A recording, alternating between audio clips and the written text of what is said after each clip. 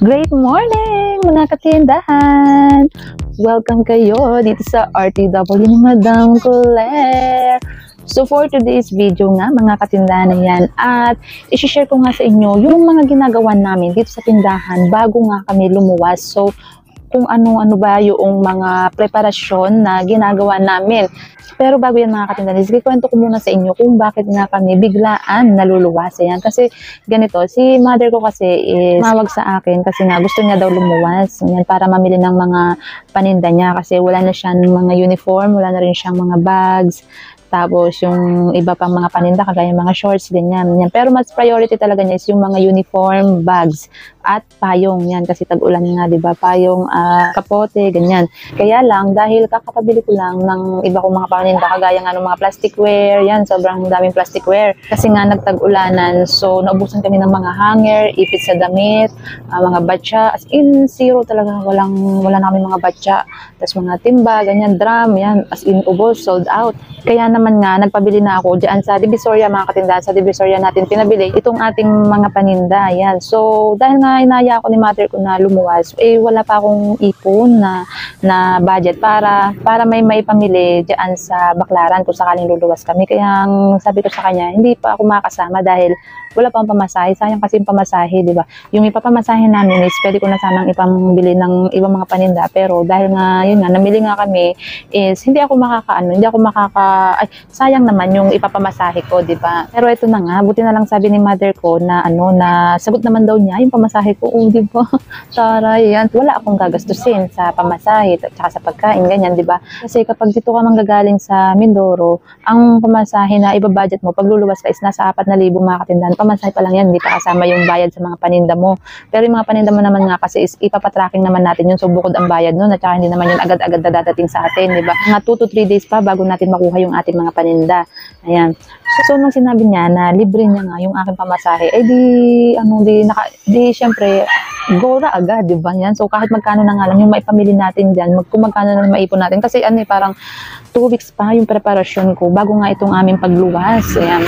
So kahit pa paano, may naipon-ipon naman tayo mga katindahan na budget para nga pampamili diyan sa Baclaran. O di ba? So yan yung kwento mga katindahan kung bakit nga biglaan kaming luluwas ni mother.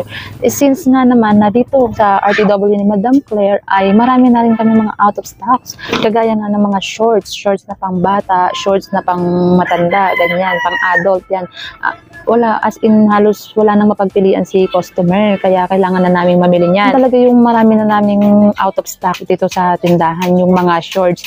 And then the rest, dahil nga hindi naman ganun karami yung naipon natin na ipapamili, is kunti-kunti lang mga katindahan per item para lang meron din tayong maidagdag. Halimbawa, kagaya sa mga shades. Meron pa naman kami dito, kaya lang kukunti na yung pamimilian. So, kailangan ko nang bumili niyan. Yan. So, ganun din sa mga medyas, mga katindahan. Although, meron pa naman ako dito, kaya lang nga, kapag nagpasukan na, syempre, kahit paano, medyo marami din yung maghahanap niyan, is kailangan prepared tayo, kaya bibili din tayo niyan. Tapos, mga katindahan, halimbawa yung ating sombrero, ayan, kukunti na rin. Although meron pa naman pamimilian, pero kukunti na lang. So, magdadagdag din tayo. Pero kunti lang, mga 2 dosena, ganyan. Kasi mahal din ang puhunan, mga katindahan. Ang mga laruan, yan. So, magdadagdag din tayo niyan. So, pagkakasyahin lang talaga natin yung budget. Kasi, more or less is nasa 40K itong ating naipon, mga katindahan. At yan nga yung ating ipapamili dyan sa Baclaran. Mahirap naman kasi mga katindahan, naluluwas tayo, layo-layo nun. Tapos ang dala lang natin, halimbawa 20,000, ganyan, lugi pa sa pamasahe. So mas maganda talaga na mas malaki yung dala-dala natin. Tapos mga katindahan, kung meron pang matitira doon sa ating ipapambili, dahil babudgetin lang talaga natin ang bonggang-bongga yung ating dadalahin na pera. Kasi nga, hindi kasi tayo pwedeng mag-hoard ng product. Kasi syempre yung puhunan natin, mapupunta lang sa isang product kung mag-hoard tayo, di ba? Sayang naman. So, ganyan yung ginagawa namin mga katindahan kapag luluwas kami, lalo na ako mga katindahan.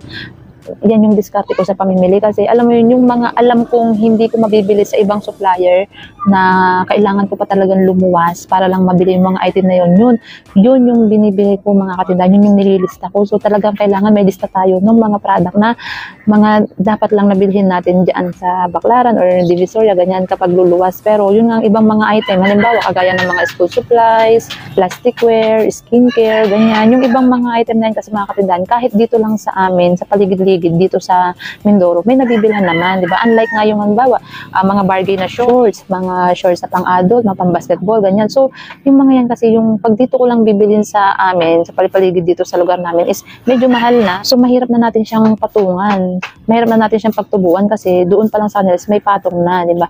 Yan. Kaya mga katindaan, yung mga ganyang item is nililista ko talaga para hindi ko sila makakalimutan kung ano talaga yung kailangan ko, yun yung mabibili ko diyan sa Baclaran. Siya nga pala mga katindahan, ha, huwag niyong kakalimutan na mag-visit sa ating Facebook page.